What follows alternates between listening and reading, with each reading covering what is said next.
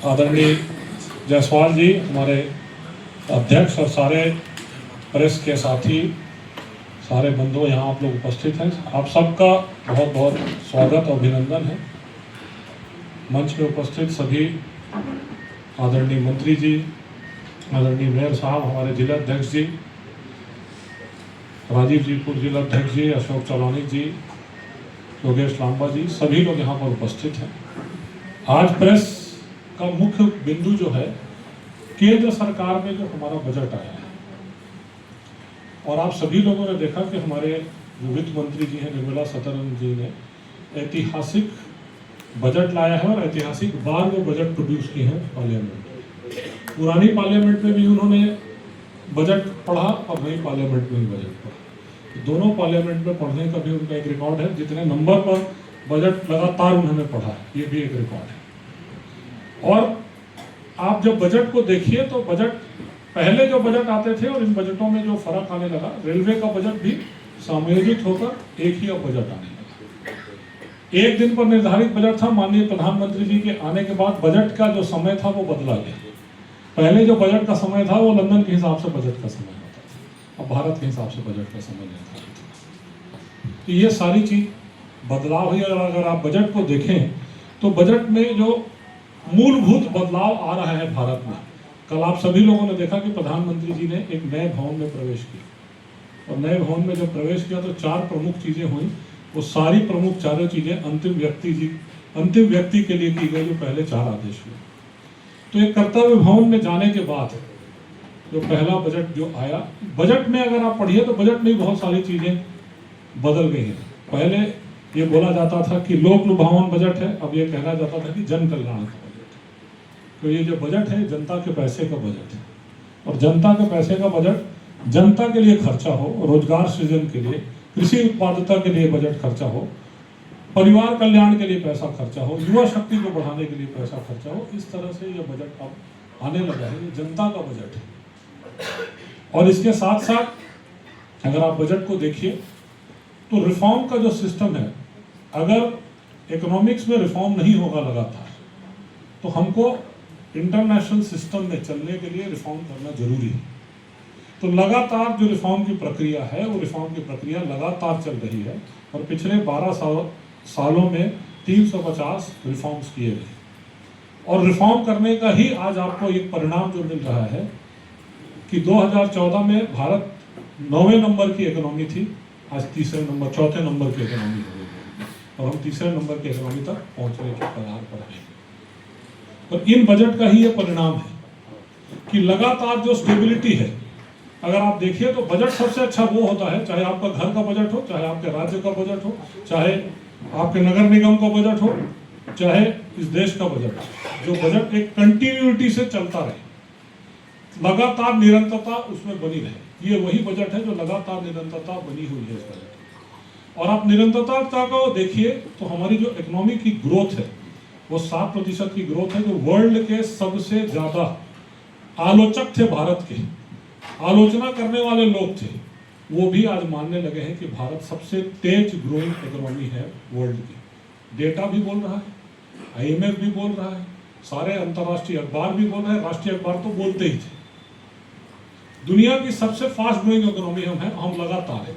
Covid से कैसे हम लड़ के बाहर आए, सारी इकोनॉमियों का ढांचा गिर गया कोविड के बाद, और कोविड से कैसे हम लड़ के बाहर आए, और लड़ने के बाद आज जो निरंतरता लगातार सभी क्षेत्रों में चल रही है, उसका ये निरंतरता का बजट है।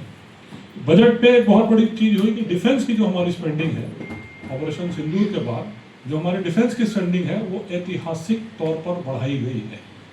आप रोज देख सकते हैं, अभी राफेल का कल डील हुई, कल बहुत सारी चीजों को रक्षा की जो समिति है, उस समिति ने निकाला, तो वो है। पर एक चीज और है कि रिकॉर्ड स्तर पर जो डिफेंस का प्रोक्योरमेंट हो रहा है, वो प्रोक्योरमेंट इंडिया की कंपनी से, मेक इन इंडिया, आत्मनिर्भर भारत के तहत डिफेंस का प्रोक्योरमेंट हो रहा है। तो ये भी एक निरंतरता है इस बजट पे। इसके साथ साथ जो जीडीपी की ग्रोथ है वो लगातार 7% के ऊपर जीडीपी की ग्रोथ चल रही है। और इकोनॉमिक्स का मुख्य सिद्धांत अगर आप समझें तो 7% जीडीपी की ग्रोथ, आप 9वें नंबर की इकोनॉमी में अगर 7% की जीडीपी ग्रोथ करते हैं तो उसका क्वांटम क्या होता है। और आप विश्व की 4थे नंबर की अगर इकोनॉमी है और आप 7% जीडीपी का ग्रोथ करते हैं तो आपका ग्रोथ का कोफिशिएंट कितना होता है, कितने तेजी से आप ग्रोथ कर रहे हैं। क्योंकि चाइना भी 4% में टिक गया है, जापान तो डिफ्लेटेड है, ग्रोथ नहीं जापान में, और अमेरिका में ग्रोथ नहीं है। वो 1% 2% कर लेते हैं तो अपनी छाती पीटने लगते हैं। और हम 7% पे विश्व की चौथी नंबर की इकोनॉमी, और अगर हम 7% की ग्रोथ कर रहे हैं तो इस ग्रोथ में आप कितनी तेजी से, ये लगातार 12 साल में ग्रोथ हुई है, इसलिए आप 9 नंबर से चौथे नंबर पर पहुंच गए। और ऐसी लगा तो तीसरे नंबर पर पहुंच जाएंगे 7% की ग्रोथ। और 60% ग्रोथ के मेंटेन करने के साथ साथ जो फिस्कल डेफिसिट है, जिसको एक पैमाना माना जाता है कि फिस्कल डेफिसिट, पिछली बार जो बजट में फिस्कल डेफिसिट बोला गया था कि फिस्कल डेफिसिट आपका जो रहेगा वो फिस्कल डेफिसिट 4.5 से नीचे है। फिस्कल डेफिसिट ये पहली बार हुआ है कि जो बजट में फिस्कल डेफिसिट का पैमाना बताया गया उसके भी नीचे, माने बेटर परफॉर्मेंस करके दिखा दिया हमने, उसके नीचे हम आ गए। तो ये फिस्कल डेफिसिट का जो पैमाना है ये सबसे बड़ा पैमाना है। नहीं थी वो उधारी 17 लाख करोड़ से घट के 11 लाख करोड़। अगर देश उधारी से बार बार दूर जाता जा रहा है तो ये और अच्छी चीज है कि हम उधारी से अपनी आय लेकर, ना किसी सुधार का, अपनी आय पर ये राष्ट्र चल रहा है। और आप पहली बार ये देखिए कि सरकार ने ये बोला कि जो हमारा जीडीपी है वो जीडीपी का 55% ही कर्जा होगा, माने हम आधा ही कर्जे पे चल रहे हैं। और उसको भी घटाकर अभी बोला है कि अगले साल के टारगेट में 55 लाया है। पहले किसी जमाने में 120% तक होता था, उसको 55 तक लाया है और 55 से घटाकर 50 तक लाया है। अगले का टारगेट है 50 तक लाया। ये मूल सिद्धांत है। ये जब साउंड फुटिंग में आपकी इकोनॉमी चलेगी तब ये देश चलेगा। तो साउंड फुटिंग में ये देश चलेगा, इस ढंग पर इस देश को चलाया जा रहा है। इनकम टैक्स के रिटर्न्स आप देख सकते हैं, स्लैब्स को कैसे सिंप्लीफाई कर रहे हैं। हर बार बात होती है कि इनकम टैक्स के रिटर्न को सिंप्लीफाई कर रहे हैं। और आप जितने लोग यहाँ पर इनकम टैक्स का रिटर्न भर रहे हैं, वो सारे लोग इनकम टैक्स का रिटर्न भर रहे हैं, वो इनकम टैक्स रिटर्न पे आप ये देख सकते हैं कि इनकम टैक्स के रिटर्न का कितना सैलरीकरण हो गया। फेसलेस असेसमेंट है, फेसलेस रिफंड है। अगर आप अतिरिक्त पैसा दे दिए तो तुरंत आपके खाते में पैसा आ जाता है। ये सारी प्रक्रियाएं पहले कभी नहीं थी। जो इनकम टैक्स डिपार्टमेंट का सिस्टम सुधार दिया गया है। आम जो नागरिक है उसको कोई इनकम टैक्स भरने से लेकर अपने रिफंड तक लेने तक कोई दिक्कत नहीं हो रही। ये इनकम टैक्स डिपार्टमेंट के लिए जो काम किया गया है। इसके साथ साथ स्टेट और सेंटर की हर समय लड़ाई होती थी, कितना प्रतिशत वित्त आयोग का पैसा मिलेगा और कितना नहीं मिलेगा। तो जो वित्त आयोग का पैसा है, वो वित्त आयोग का पैसा 16th फाइनेंस कमीशन में 41% जो पैसा है वो वापस आएगा। पहले 32 होता था, अब 41 कर दिया। 16th फाइनेंस कमीशन की रिपोर्ट को एक्सेप्ट करके 41%। तो ये जो मूलभूत सुविधाएं और मूलभूत बदलाव आ रहा है। शिक्षा के क्षेत्र में आप देखिए, कैपिटल एक्सपेंडिचर के क्षेत्र में देखिए, ऐतिहासिक कैपिटल एक्सपेंडिचर हो रहा है। अगर आप बजट को देखिए तो बजट में 3 तरह से बजट को डिवाइड किया जाता है। एक रेवेन्यू एक्सपेंडिचर होता है, सरकार चलाने के लिए जो खर्चा होता है। एक होता है जो खर्चा होता है जिसको एक और परिभाषा बोली जाती है कि कमिटेड एक्सपेंडिचर। पेंशन आपको देना है, सैलरी आपको देनी है, कोई आप इससे बच नहीं सकते, ये कमिटेड एक्सपेंडिचर है। और तीसरा होता है कैपिटल एक्सपेंडिचर। कैपिटल एक्सपेंडिचर सड़क, रोड, बिजली, पानी के लिए आप खर्चा कर रहे हैं। तो कैपिटल एक्सपेंडिचर ऐतिहासिक तौर पर है प्रतिशत ऑफ जीडीपी।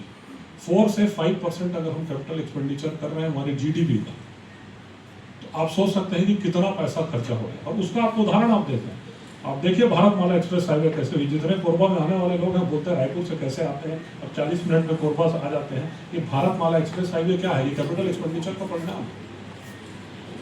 आज सरकार कैपिटल एक्सपेंडिचर में इस चीज को बोल रही है कि हम इकोनॉमिक कॉरिडोर बना रहे हैं। और भारतमाला एक्सप्रेस हाईवे तो धनबाद से लेकर विशाखापट्टनम की इकोनॉमिक कॉरिडोर है। हम तो इसके बीच में, तो ये इकोनॉमिक कॉरिडोर बन रही है। तो ये इकोनॉमिक कॉरिडोर का पैसा कहां से आ रहा है? ये कैपिटल एक्सपेंडिचर जो बजट से हो रहा है उसका पैसा आ रहा है।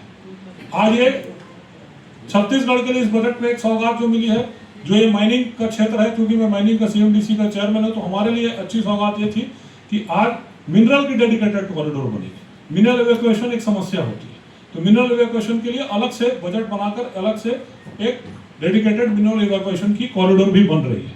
तो इस ढंग से जो कैपिटल एक्सपेंडिचर हो रहा है वो ऐतिहासिक तौर पर हो रहा है।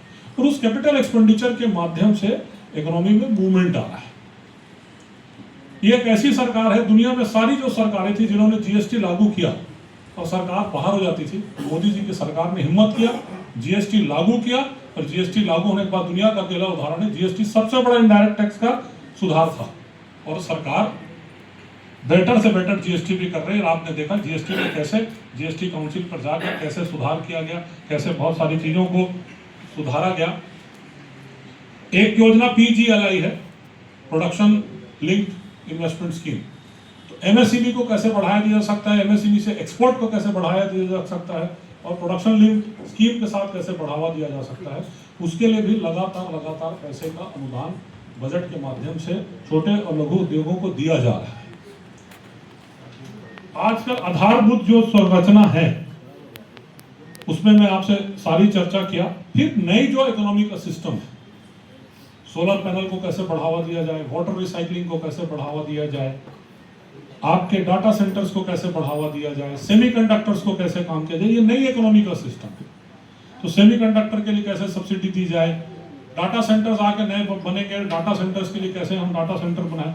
तो दुनिया के जो पूरे सिस्टम है उस सिस्टम में कैसे नई इकोनॉमी में हम काम कर सकते हैं, उसके लिए भी इस बजट में तरह तरह की व्यवस्था की गई है। इसके साथ साथ किसानों की जो व्यवस्था है, किसानों के साथ साथ one district one product, one district one agriculture produce की जो बात कही जा रही है, एक डिस्ट्रिक्ट एक प्रोडक्ट में हथकरघा में क्या किया जा सकता है, टेक्सटाइल एक्सपोर्ट पे क्या किया जा सकता है, ये सारा चीज जो इंडिया का एक्सपोर्ट का एटमॉस्फेयर बने, हम ऐतिहासिक स्तर पर यहाँ से एक्सपोर्ट कर सकें, इंपोर्ट को कैसे हम बचा सकें, मिनिमम हमारा इंपोर्ट होना चाहिए जिसमें हमारा फॉरेन एक्सचेंज बच सके।